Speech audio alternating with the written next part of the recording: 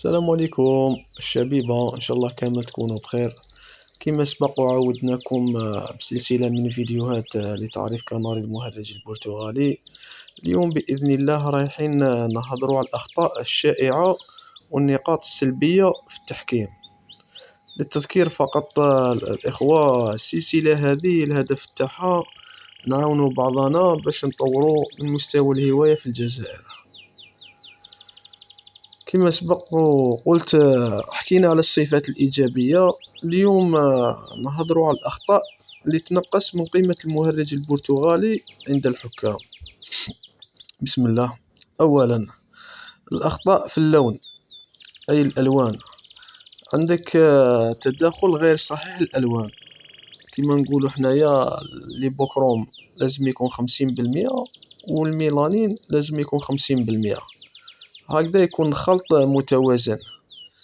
وإذا كان نقص في التركيز اللوني ولا كاين بقع غير مرغوب فيها وما تكونش واضحة، هذا يعتبر خطأ. ثانيا، عندك الأخطاء في المظهر العام. الحجم يكون غير متناسب مع المعايير، والوقفة ما تكونش متوازنة على المجسم. والطول هو كما نقولوا يلعب دور كبير، ما يكونش ناقص بزاف وما يكونش ما يكونش زايد من المطلوب. ثالثا، عندك الأخطاء في الرأس والأجنحة والذيل.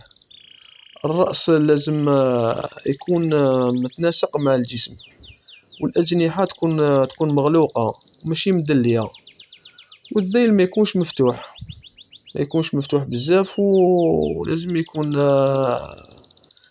مستقيم. هذه هي المحاور اللي الحكام يخصموا النقاط منها. مثلا نلقاو خطأ صغير ينحو عليه نقطة، إذا كان خطأ كبير قادر الحاكم يخصم حتى 3 نقاط. دونك من جهتنا حنا نصيحة للمربيين، التركيز ما يكونش كما نقولوا على جمال الطائر.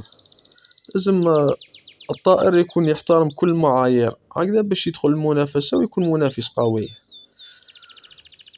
احنا نحاولوا دائما نشوفوا الطيور تاعنا بعيون تاع الحكام، ماشي بالاعين تاع المربي، باسكو المربي اوتوماتيكمون الطير تاعو يكون يعجبو.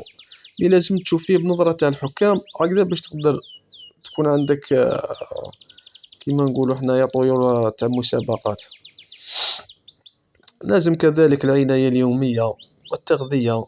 التغذية فاني تلعب دور، لازم لاباط، لازم الفيتامينات، لازم كاين صوالح بزاف اللي لازم بروغرام